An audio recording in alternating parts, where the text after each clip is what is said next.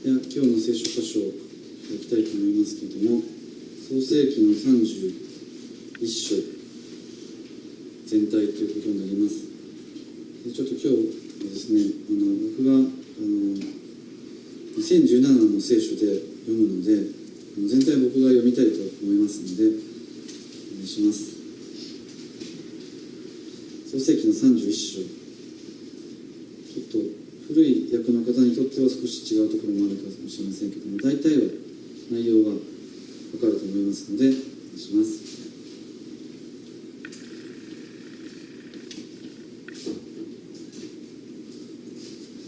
創世記31章1節からお願いします。ところでヤコブはラバンの息子たちが、ヤコブは我々の父のものをみなとった、父のものでこのすべての富をものにしたのだと言っているのを聞いた。ヤコブがラバンの態度を見ると、果たしてそれは彼に対して以前のようではなかった。主はヤコブに言われた。あなたが生まれたあなたの父たちの国に帰りなさい。私はあなたと共にいる。ヤコブは人を送ってラケルとレアを自分の群れのいる野に呼び寄せ、彼女たちに言った。私はあなたたちの父の態度が以前のようでないのに気づいている。しかし私の父の神は私と共におられる。あなたたちがよく知っているように、私はあなたたちの父に力を尽くして仕えてきた。それなのにあなたたちの父は私を欺き、私の報酬を何度も変えた。しかし神は彼が私に害を加えることを許されなかった。彼がブチゲのものはあなたの報酬になると言えば、群れのすべてがブチゲのものを生んだ。また島毛のものはあなたの報酬になると言えば、群れのすべてが島毛のものを生んだ。こうして神はあなたたちの父の家畜を取り上げて私にくださったのだ。群れのヤギに盛りがついたとき、私が夢の中で目を上げてみると、見よ、目ヤギが交尾している親木は島毛、ブチゲ、マダラゲばかりであった。すると神の使いが夢の中で私に、ヤコブよと言われた。私ははいと答えた。御使いは言われた。目を上げてみよ、目ヤギと交尾している親木は皆島毛、ブチゲ、マダラゲである。ラバンがあなたにしてきたことは皆私が見た。私はあのベテルの神だ。あなたはそこで石の柱に油注ぎをし、私に誓願を立てた。さあ立ってこの土地を出て、あなたの生まれた国に帰りなさい。ラケルとレアは答えた。私たちの父の家には相続財産で私たちの取り分がまだあるでしょうか。私たちは父によそ者とみなされているのではないでしょうか。あの人は私たちを売り、しかもその代金を食い潰したのですから。神が私たちの父から取り上げた富はすべて私たちのもの、また子供たちのものです。さあ神があなたにお告げになったことをすべてなさってください。そこでヤコブは立って彼の子たち、妻たちをラクダに乗せ、またすべての家畜と彼が得たすべての財産、彼がパダンアラムで自分のものとした家畜を連れてカナンの地にいる父イサクのところへ向かった。その時ラバンは自分の羊の毛を借りに出ていた。ラケルは父が所有しているテラフィムを盗み出した。ヤコブはアラム人ラバンを欺いて自分が逃げるのを彼に知られないようにした。彼は自分のものをすべて持って逃げた。彼は立ち去ってあの大河を渡り、ギルアデの山地の方へ向かった。3日目にヤコブが逃げたことがラバンに知らされた。ラバンは身内の者たちを率いて7日の道のりを追っていき、ギルアデの山地でヤコブに追いついた。神は夜、夢でアラム人ラバンに現れて仰せられた。あなたは気をつけてヤコブと事の善悪を論じないようにしなさい。ラバンはヤコブに追いついた。その時ヤコブは山地に天幕を張っていたが、ラバンもギルアデの山地に身内の者たちと天幕を張った。ラバンはヤコブに言った。何ということをしたのか。私を欺いて娘たちを剣で捕らえたもののように引いていくとは。なぜあなたは逃げ隠れて私を欺き、私に知らせなかったのか。タンバリンや盾ごとで喜び歌ってあなたを送り出しただろうに。しかもあなたは私の孫や娘たちに口づけもさせなかった。あなたは全く愚かなことをしたものだ。私にはあなた方に害を加える力があるが、昨夜あなた方の父の神が私に、あなたは気をつけてヤコブと事の善悪を論じないようにせよと告げられた。それはそうとしてあなたはあなたの父の家がどうしても恋しくなって出て行ったのであろうが、なぜ私の神々を盗んだのか。ヤコブはラバンに答えた。あなたがご自分の娘たちを私から奪い取りはしないかと思って恐れたのです。あなたが自分の神々を誰かのところで見つけたら、私はそのものを生かしておきません。私のところに何があるか、私たちの一族の前でご自分で調べてください。そして持って行ってください。ヤコブはラケルが盗んだことを知らなかったのである。そこでラバンはヤコブの天幕とレアの天幕、また二人の女奴隷の天幕に入っていったが見つからなかった。彼はレアの天幕を出てラケルの天幕に入った。ところがラケルはすでにテラフィムを取ってそれらをラクダの蔵の中に入れ、その上に座っていたので、ラバンが天幕を隅々まで調べても見つからなかった。ラケルは父に言った。父上、どうか怒らないでください。私はあなたの前で立ち上がることができません。女の常のことがあるからです。彼は探したがテラフィムは見つからなかった。するとヤコブは怒ってラバンを咎めた。ヤコブはラバンに向かって言った。私にどんな背きがあり、どんな罪があるというのですか。私をここまで追い詰めるとは。あなたは私のものを一つ残らず調べて、何か一つでもあなたの家のものを見つけましたか。もしあったなら、それを私の一族とあなたの一族の前に置いて、彼らに私たち二人の間を裁かせましょう。私があなたと一緒にいた20年間、あなたの雌羊も親木も流産したことはなく、また私はあなたの群れのお羊も食べませんでした。野獣に噛み裂かれたものをあなたのもとへ持っていかずに私が負担しました。それなのにあなたは昼盗まれたものも夜盗まれたものについてまでも私に責任を負わせました。私は昼は暑さに、夜は寒さに悩まされて眠ることもできませんでした。私はこの20年間あなたの家で過ごし、14年間はあなたの2人の娘たちのために、6年間はあなたの群れのためにあなたに仕えてきました。しかもあなたは何度も私の報酬を変えました。もし私の父祖の神、アブラハムの神、イサクの恐れる方が私についておられなかったなら、あなたはきっと何も持たせずに私を晒してくるでしょう。神は私の苦しみとこの手のロープを顧みられ、昨夜裁きをなさったのです。ラバンはヤコブに答えた。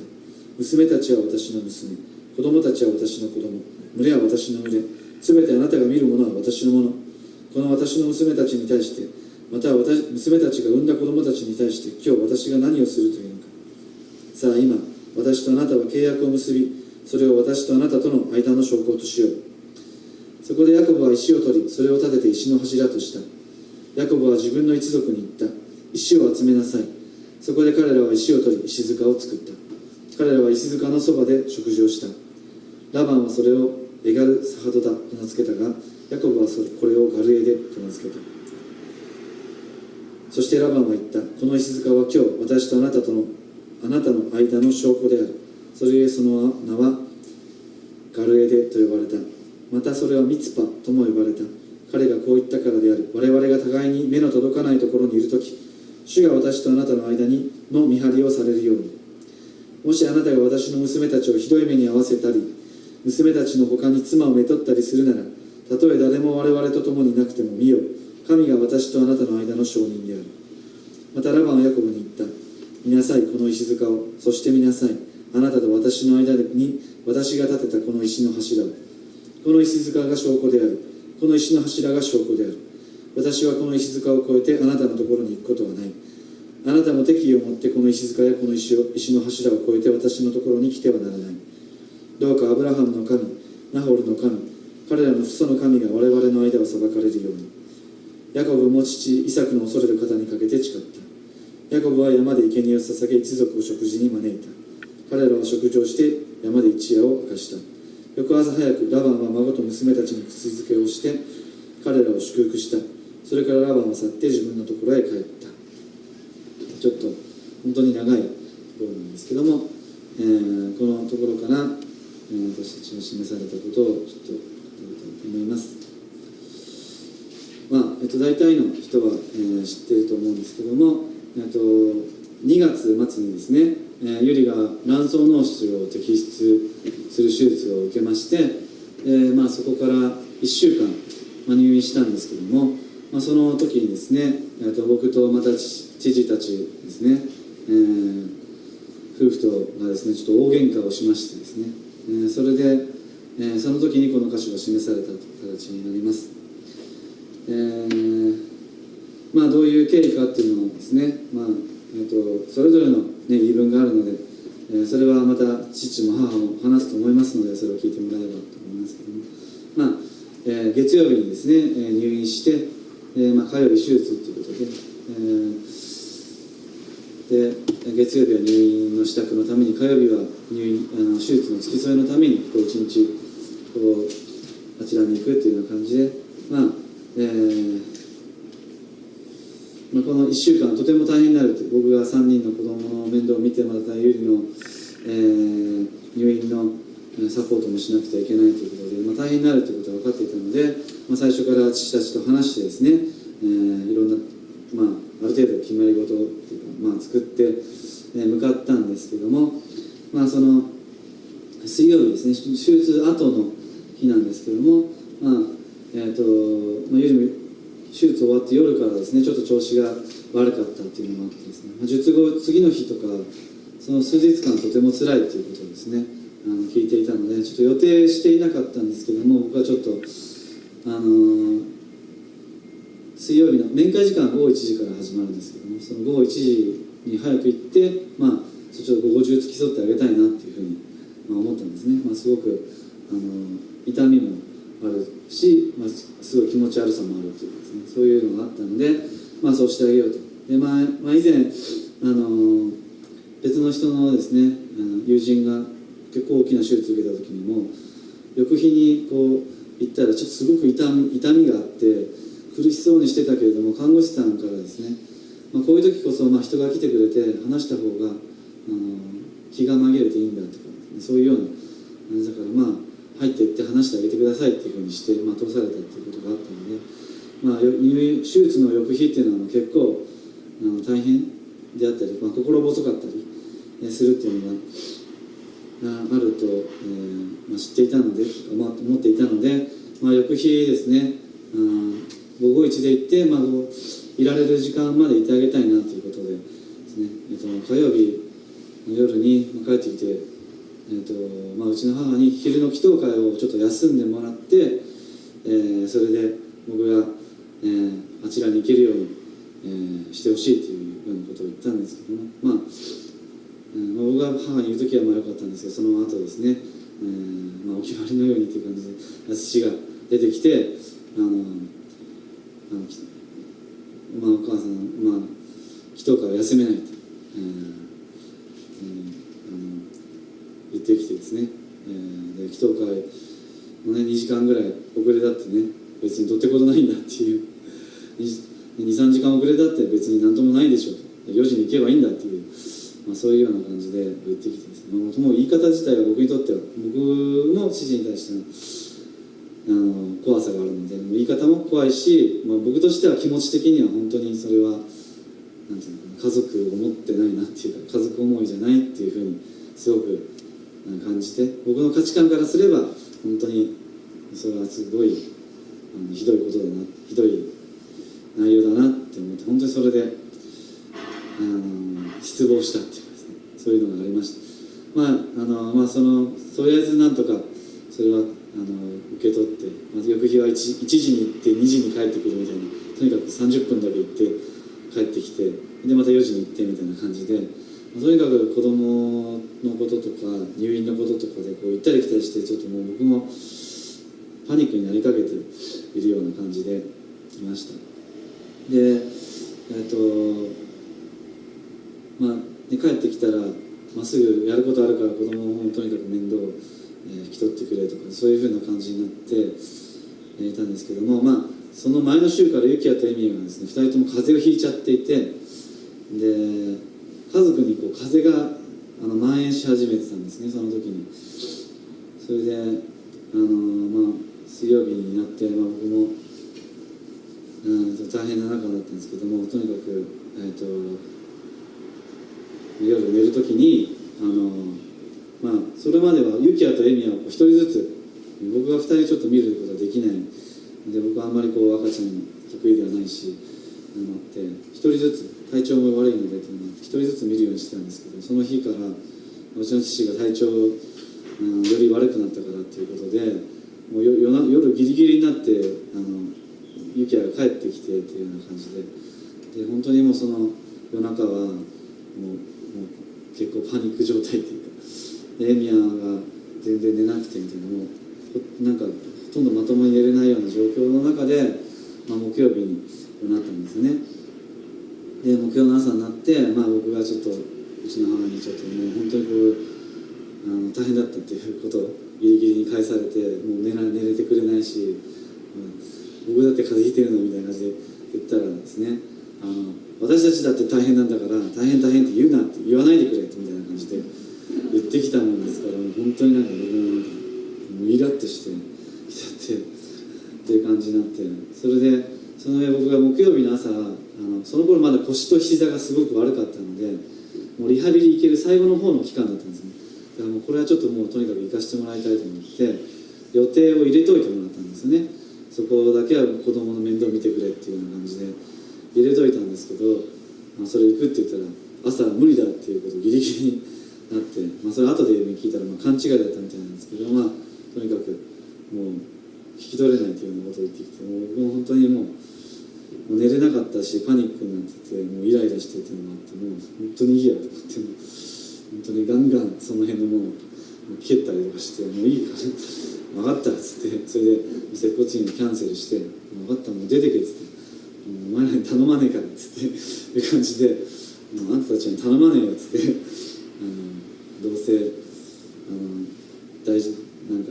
事なところじゃ手伝ってくれねえんだからっていうそういう気持ちの中で、僕の中ではね、僕の方ではそういうふうな思いでもうそこで大喧嘩になって、追い出して、その後はもうなんとか土曜日まで川田さんとか上北の人たちとかに手伝ってもらいながら、しのぐっていう感じで、その期間を過ごしました。そういう中で、金曜日に上北の教会に2時間ぐらい子どもたちをちょっと預けて、ゆりのところにちょっとだけお見舞いに行って、ディボーション、お見舞い行ったら必ずディボーションをするんですね。朝と夜のディボーションを両方するっていうような感じにしてるんですけども、そのところのディボーションで出てきたのがこの今日のこのところでした。でこのところから僕たちは何を受け取ったかというと、第一はその事の善悪を論じ合ってはいけないっていう。今言ったのは僕からの善悪の基準ですよね。だから向こうから見れば、そっちの善悪の基準があって、僕が、過敏症で言ったことをより過大に受け取ってとか、被害妄想でとかそういうの、あるいろんなことがあると思うんですけども、でも事の善悪を論じるなっていうことをまずそれをやってももう本当に僕の持っている善悪とうちの父たちが持っている善悪はもう一致しない、ということが、でもその善悪を論じ合わないようにっていうことを、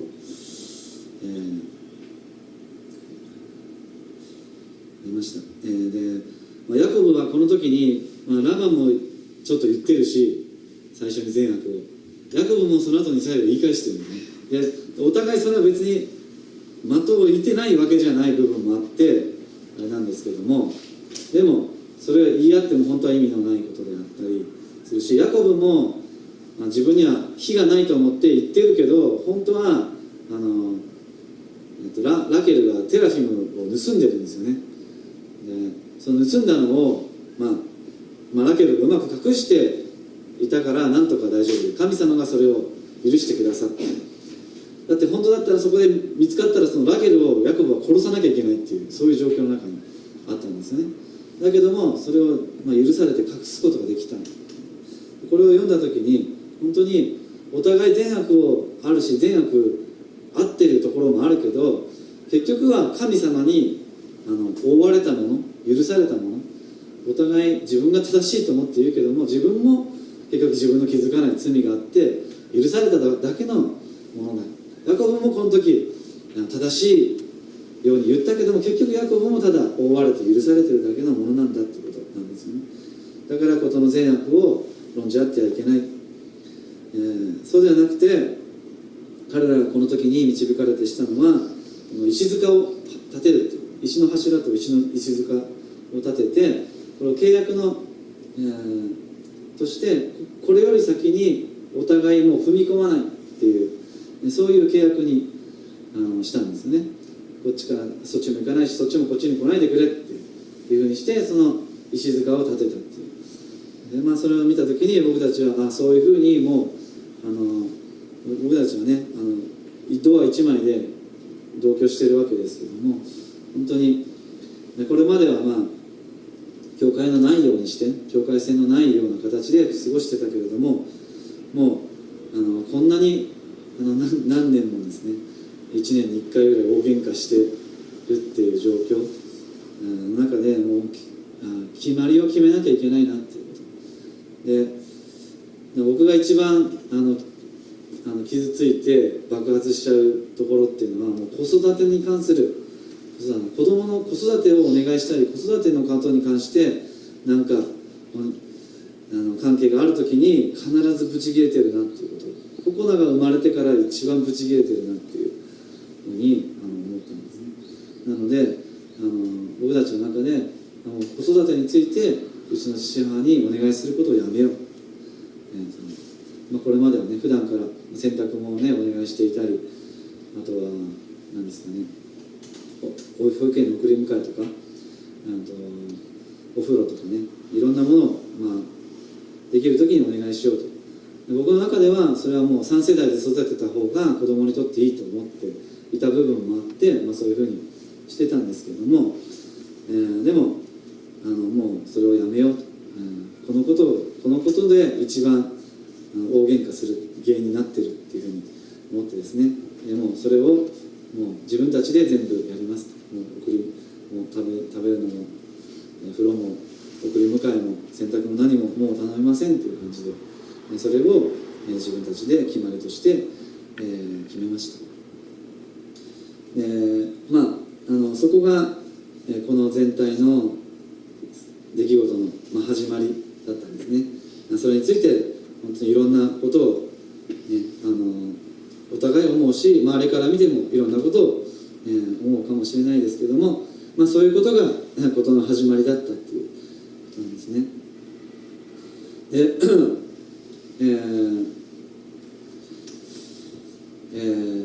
そのことが示されて僕たちはもう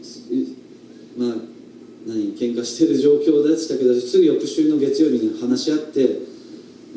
もう子育てはお願いしないっていうことをとにかく契約を立てようということを、とにかくしました。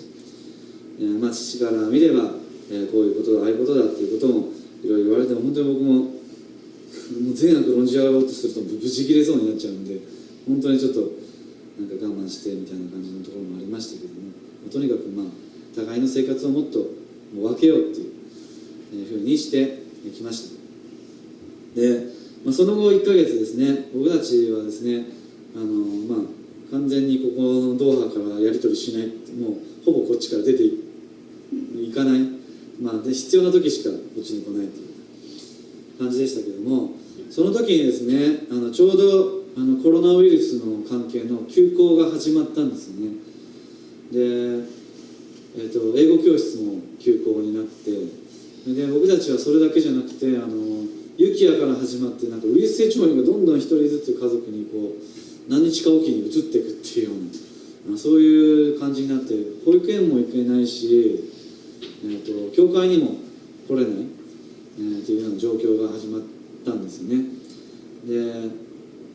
だから、3週間丸々っていう感じで、ほぼ1ヶ月間ぐらいもう家族全体で引きこもるっていうような、時々外出したりしてましたけど家族でねそういうふうな感じになりました。で本当にその1ヶ月間っていうのは僕たちにとっては、そういう引きこもる期間、そして神様からの語りかけを受け取る期間として用意されていたんだなということを本当に思いました。ウイルス性腸炎もねウイルス性腸炎だけだったらもう本当に英語教室を臨時休校ってすごい罪悪感を持ちながらですねしなきゃいけなかったところもそれも免れたし、ウイルス性腸炎のおかげで本当に私たちとも全然完全にシャットアウトしなきゃいけないし、ある意味教会からも隔離されて自分たちで神様と交わるようなそういうような時間が持てたのかなということを思っています。またですねその時間っていうのは本当にあまりやることがなかったんです。仕事の内容的にあまりやることがなかったんですけども、でもちょうどエミヤとココナの入学入園の準備っていうのが結構山積みになっていたのが、本当にそれをバーッとやることができて、いろんな意味で神様が私たちに、与えてくれた恵みだったなということを思います。で、いろんな創世記の箇所が示されたんですね。それはなぜかっていうと、僕たちがいつも朝と夜にしている、ディボーションのテキストが創世記からのサイクルにちょうどぴったり2冊ともハマって、また創世記から始まったんです。大体2年だったり3年だったりするので、大体ずれてるんですけど、やるところはこうやって今年は創世記からみたいなのが始まって、ぴったりになったんですね。あとちょうどココナにずっと夜読み聞かせてた聖書絵本が終わって、そしてもう今年から新しい絵本、創世記からまたココナに毎晩話すみたいなのをしてたんですね。だからもう創世記みたいにずっと神様が語りかけてくださる、そういう時となりました。で、もう一つ、創世記の28章開いてもらいたいです。創世記の28章が今回語られたことのメインのテーマという感じになるので、開いてください。創世記28章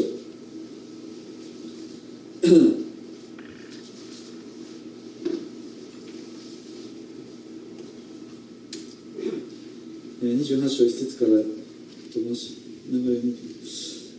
イサクはヤコブを呼び寄せ、彼を祝福し、そして彼に命じた。カナンの娘たちの中から妻を迎えてはならない。さあ立ってパダンアラムのお前の母の父ベトエルの家に行き、そこで母の兄ラバンの娘たちの中から妻を迎えなさい。全能の神がお前を祝福し、多くの子を与え、お前を増やしてくださるように、そしてお前が多くの民のブレとなるように、神はアブラハムの祝福をお前に、すなわちお前と共にいるお前の子孫に与え、神がアブラハムにくださった地、お前が今起立しているこの地を継がしてくださるように。こうしてイサクはヤコブを送り出した。彼はパダンアラムのラバンのところに行った。ヤコブとエサウの母リベカの兄アラム人ベトエルの子ラバンのところであるっていうふうに言って、これが旅の始まりですね。で、10節にとります。ヤコブはベールシェバを出てハランへと向かった。彼はある場所にたどり着き、そこで一夜を明かすことにした。ちょうど日が沈んだからである。彼はその場所で石を取って枕にし、その場所で横になった。すると彼は夢を見た。見よ、一つのはしごが地に立てられていた。その上の端は天に届き、見よ、神の使いたちがそのはしごを上り下りしていた。そして見よ、主がその上に立ってこう言われた。私はあなたの父アブラハムの神、イサクの神、主である。私はあなたが横たわっているこの地をあなたとあなたの子孫に与える。あなたの子孫は地の塵のように多くなり、あなたは西へ東へ北へ南へと広がり、地のすべての部族はあなたによって、またあなたの子孫によって祝福される。見よ、私はあなたと共にいて、あなたがどこへ行ってもあなたを守り、あなたをこの地に連れ帰る。私はあなたに約束したことを成し遂げるまで決してあなたを捨てない。ヤコブは眠りから覚めていった。誠に主はこの場所におられる。それなのに私はそれを知らなかった。彼は恐れていった。この場所はなんと恐れ多いところだろう。ここは神の家に他ならない。ここは天の門だ。翌朝早くヤコブは自分が枕にした石を取り、それを立てて石の柱とし、柱の頭に油を注いだ。そしてその場所の名をベテルと呼んだ。その町の名はもともとルズであった。ヤコブは誓願を立てた。神が私と共におられて、私が行くこの旅路を守り、食べるパンと着る衣をくださり、無事に父の家に帰らせてくださるなら、主は私の神となり、石の柱として建てたこの石は神の家となります。私はすべてあなたが私にくださるものの10分の1を必ずあなたに捧げます。この場所なんですけども、ヤコブが最初に、エサウと、エサウから騙し取るような形で長子の祝福を受けたんですよね。それは彼に与えられていると最初から約束されていたものでしたけれども、その経過の中でですね、エサウから怒りを買ってエサウがもう、父イサクが死ぬ日も近いから、その時になったらヤコブを殺そうって言ったわけですね。そういう中でリベカは、ヤコブを逃がすためにですね、この地のところから異教の人の娘から、妻を得るんじゃなくて、自分の家族親族の中から妻をめとるように言ってくださいっていうふうにイサクに言って、そしてヤコブは送り出されているわけです。ヤコブはそういう中でエサウとの仲違いがある中で、また一人でですね、孤独な中でパダンアラムへと向かうんですけれども、その旅路で神様が現れてくださって、私はあなたを守ると、決して捨てないと、そしてあなたは必ずここに返すと、どこへ行っても、あなたが守られ祝福されると、そしてあなたの子孫は塵のように多くなるんだと、この地をあなたはまた、相続するんだというような形で約束してくださるんです。これを僕が読んだ時ですね、僕とゆりと読んでいた時にその受け取ったことはですね、僕たちがですね、一度この場所を出ようということでした。僕にとってもですね、この静岡の地は約束の地ということで神様に示された場所だったんですね。ここに働きに来るときに神様が、あなたの使わされている場所はどこですかってある正解の中でですね言われたときに、もう静岡だよっていうことをですね、心に示してくださったんですね。だから静岡、また静岡市、この近くもそうですし、静岡市、静岡県っていうのが自分にとっての約束の地であるっていうのはそこで受け取ったんですね。だけどもその時にもう約束の地としてここに使わされたから、もうここからもう二度と出ていくことはないっていうふうに思ったんですね。ここに神様によって使わされたんだから、ここから出ていくってことはないだろう。牧師としてこのままずっとここにいる、このところから別のところに住んだり行ったりするってことはもう考えられないっていうかですね、そういうふうな導きはないだろうっていうことを思っていたんですね。でもこのところを読んだ時にヤコブもそのカナンの地が約束の地であったけれども一度出て行ってるんですよね。一度このパダンアラムのところに出て行って、それで帰ってくるっていうことになっていて、そうなんだ、約束の地にヤコブもずっといたわけじゃない。一回出ていかなきゃいけない時があったんだ。でも必ず帰ってくるっていうことがあったんだなっていうことを思ったわけです。またそれだけではなくて、約束の地から出ていった、イスラエルの民全体も約束の地から一回出ていっているんですけども、その先駆けとして出ていったのはヨセフだったんですね。で、僕はあなたはヨセフのようにして静岡に帰りますよって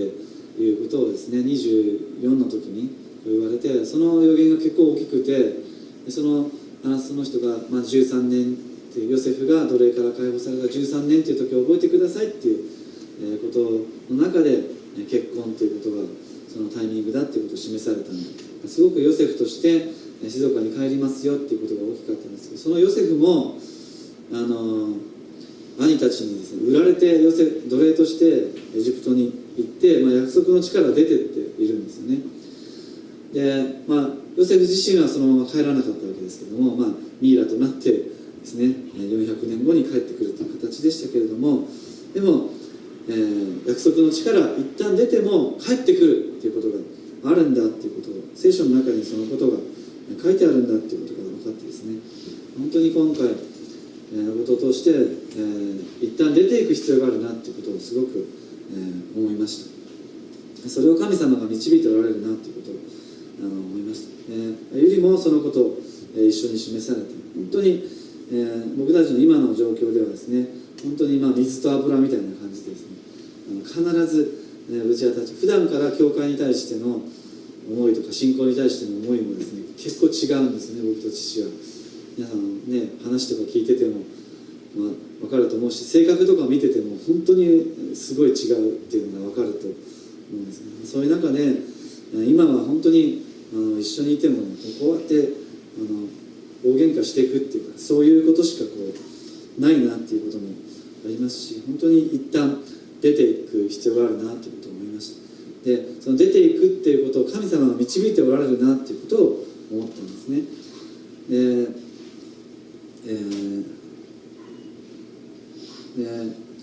他にもですね、聖書のいろんな箇所でそのことを示されましたけども、アブラハムもあなたはあなたの土地を、あなたの親族、あなたの父の家を離れて私が示す地へ行きなさいって言って、家から出て行って神様が示す地へ行ってるわけですね。それはちょっと約束の地から出て帰るのとは違うんですけども、神様が示す地へ行きなさい、そのところを読んだ時も、自分も父の家を離れて神様が示す地へ、行く必要があるかなということを、語られた、ところでした。立って旅立ちなさいっていうふうに言われているような、思いがしました。で、ハワイでもですね、ハワイで僕が言われたのは、さああなたの番が来たからあなたは、立ち上がりなさいと、あなたは自分の責任を取って、歩きなさいっていうことを神様に語られたんですね。さあ立ち上がりなさい、さあ今ブドウ酒を汲みなさい、さあ床を取り上げて歩きなさい、そういうところがすごい来たんですね。ハワイの一番最後の週の始まる日曜日の日にそのように神様が語ってくださって、何かそのことも一緒に語られていくようなところがありました。さあ今あなたの番が来た、あなたは私が示す地へ旅立って旅立っていきなさいっていうふうに語られているように思いました。ヤコブが出て行った時にもエサウとの仲違いっていう形であまりいい、原因ではなかったんですね。でヨセフがエジプトに行った時もヨセフ兄弟いざこざの中で売られちゃったっていう、あまり良い原因ではなかったけれども、でもそれは、ものすごいもっと素晴らしいことのために用意されていた、悪い出来事だったわけですね。で僕たちにとっても今回の大喧嘩っていうのは、本当に悪いことではあるけれども、それを原因にして、神様が僕たちを一回ここから旅立たせてくださる、そのための、一つの、要因、そしてそれはより良いことのために神様が計画してくださっていることのものかなということを思いました。ヨセフは、ヤコブが死んだ時にですね、その葬儀の時に兄弟たちに言っているんですね。あなた方は私に悪を図りましたが、神はそれを良いことのための計らいとしてくださいました。それは今日のように多くの人が生かされるためだったのですというふうに語ってあって、本当に、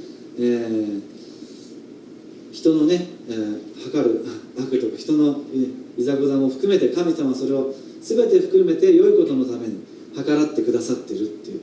う、そのことが、語られているんですけども、本当に、今回もきっとそういうことなんだろうなということを、思いました。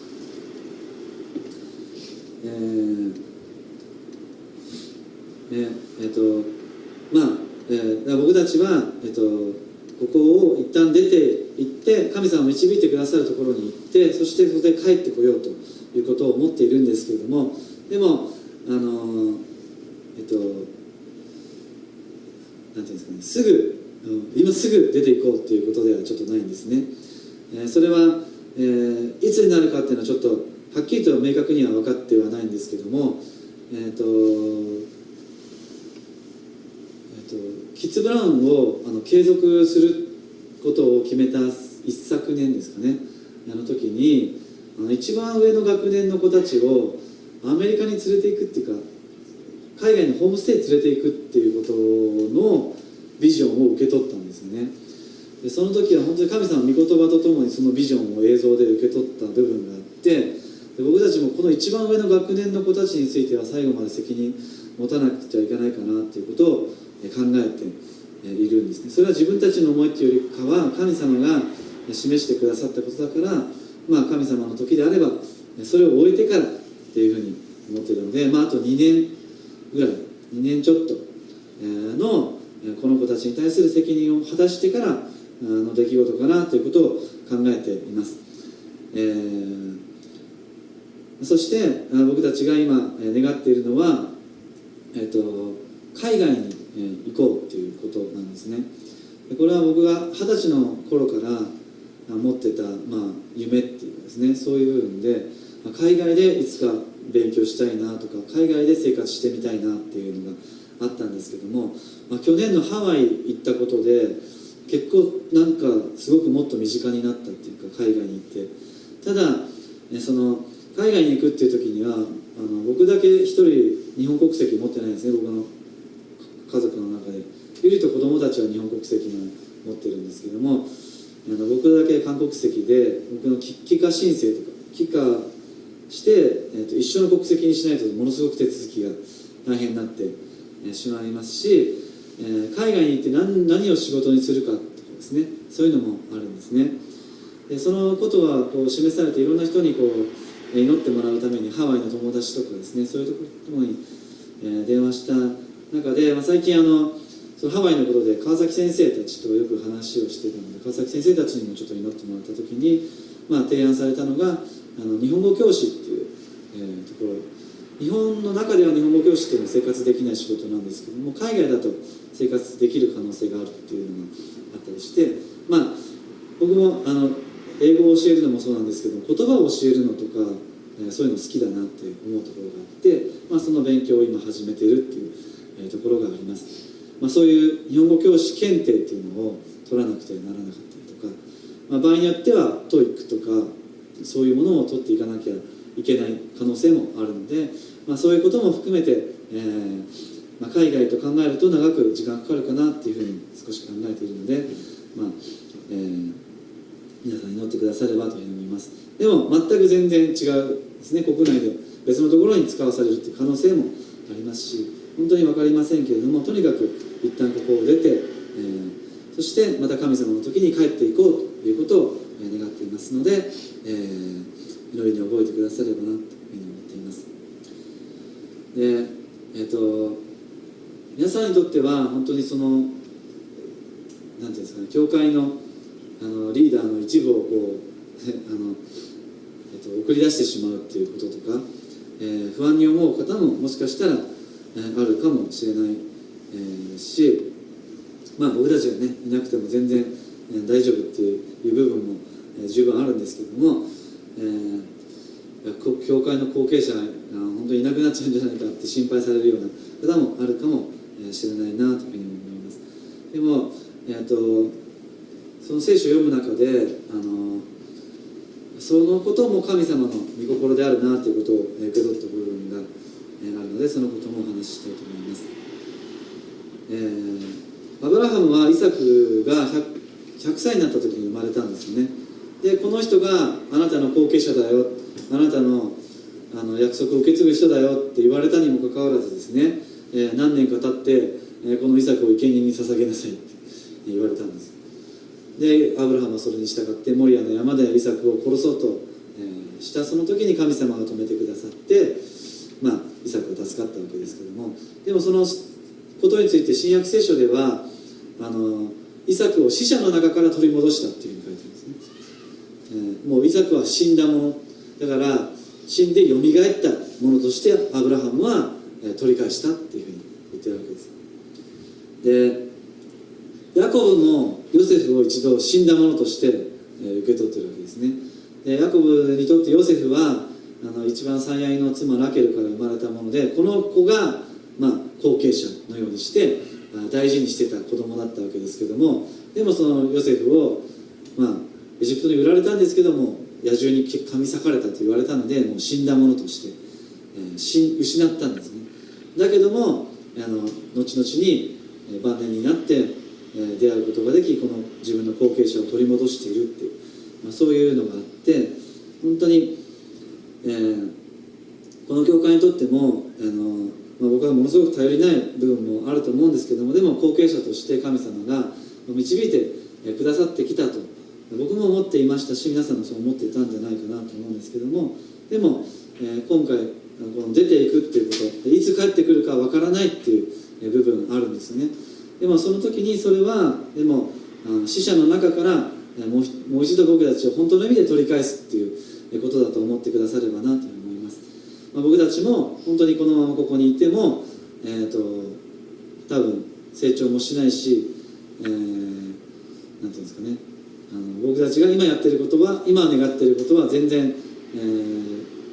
んですかね、父たちが願っていることと全然違って合わないことだと思いますし、本当に、一旦僕たちを、送り出すってことは本当に、なんて後継者が死んだようなですね、そんなつもりで送り出して、本当に神様の時に神様のものとしてもう一度取り返す時が来るんだっていう思いで、信仰によって送り出して、いただけたらありがたいなというふうに、思っています。そのことの方が本当の意味で霊的な意味で僕たちが本当にここに、次のリーダーとして帰ってくる、時に大事なことなのかなということを、思いましたので、皆さんもそう思っていただければと思います。で、なんていうんですかね、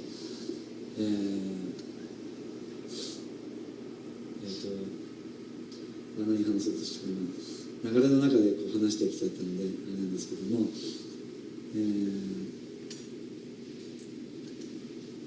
ですね、もう一つはですね、40歳っていうのが結構創世記の中でも、その時読んでた別の聖書の箇所でもあったんですね。それはイサクがリベカを迎え入れた時が40歳だったんですね。で、何だったか忘れたんですけど、別のディボーションかななんかで、ペテロとヨハネかな、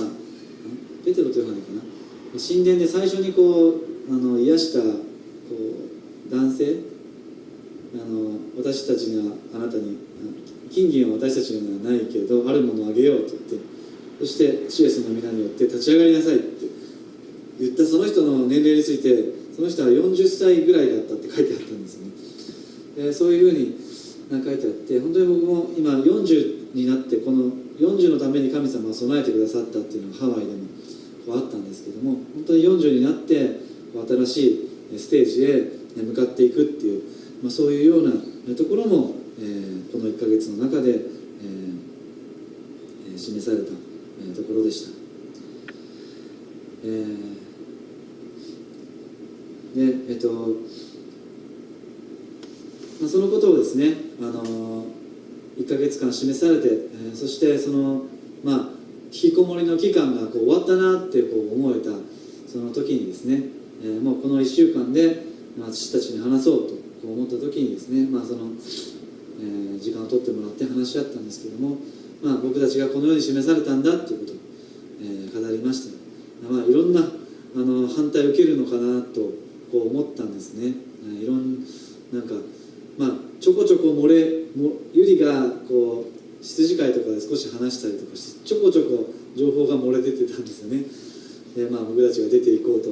しているということに関して、時々メールがゆりの方に来て、感情的になって血迷って判断しちゃいけないよとかそういうような感じで、僕たちは本当にそうではなくて、もう聖書を読めば読むほど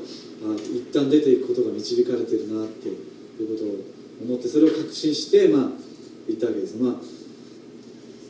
んな反対されるのかなというふうに思って言ったんですけども、その1ヶ月を通して、父のたちの方にも示されていたのは、この人たちを、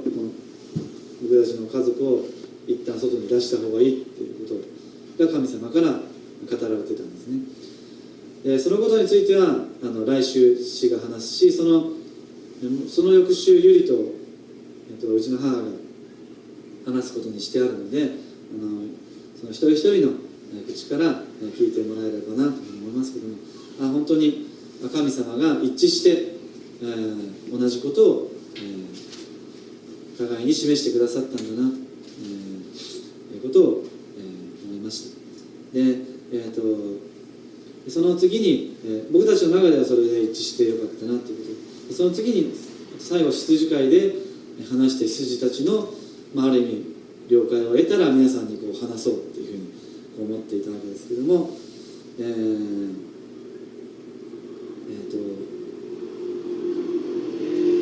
その時にですね、僕たちがそれを言う日の前の日かなにディボーションで、示されたのがその使徒行伝のところでした。使徒行伝ちょっと今開けないですけども、そのアンテオ家の教会にその5人の預言者がいてリーダーとしてなっていたっていうふうにあるんですね。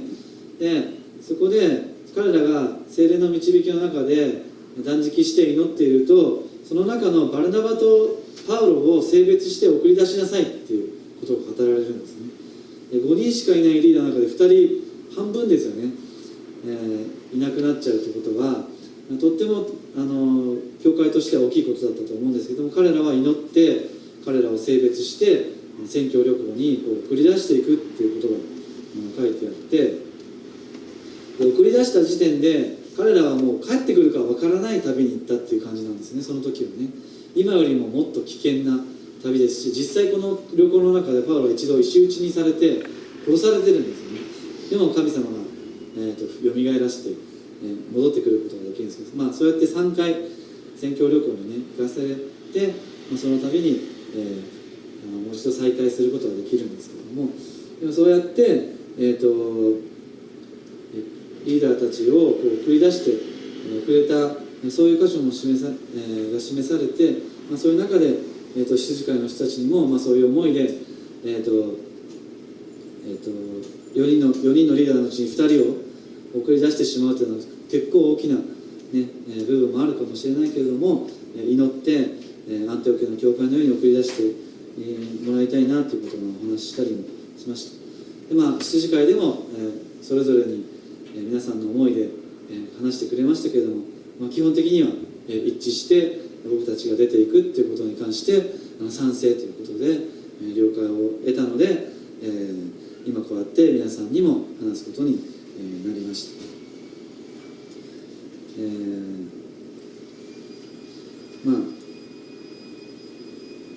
皆さんにとってはですね、どういう思いでこれを聞いているのかっていうのは僕はちょっとわからないですけども、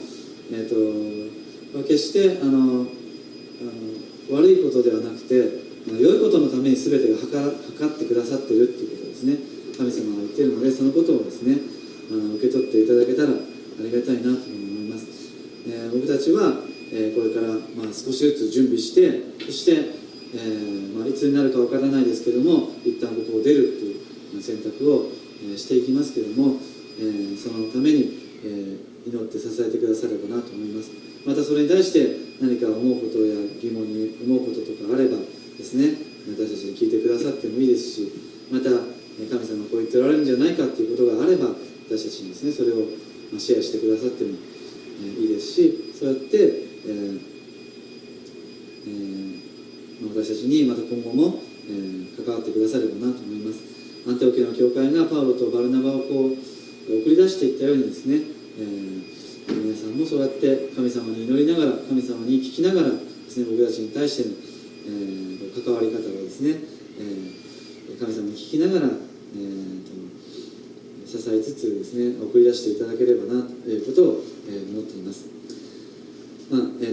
ちらからのね一方的な話になってしまって、申し訳ないんですけども、でもそのようにして神様はこの1ヶ月の間、私たち家族に対して示してくださったということですね、皆さんに、お貸ししました。今日初めて聞いたっていう人もあるかもしれないので、その方は、これについてまた、祈っていってくださればな、どういうふうに思ったらいいのかなと神様に、聞いてくださったなというふうに思います。で具体的にはいつになるのか、どういう方法になるのかということはまだまだ分かりませんので、その具体的なことについても、導かれるように、祈っていただければなというふうに思います。帰ってくる時期については分からないんですけれども、イサクも、ヤコブが出ていく時にもうすでに年老いていたけど、さらに年老いた時にヤコブに出会えたんですね。帰ってきて、出会えています。ヤコブがヨセフを失って、ヤコブがヨセフに出会った時にすごい年老いて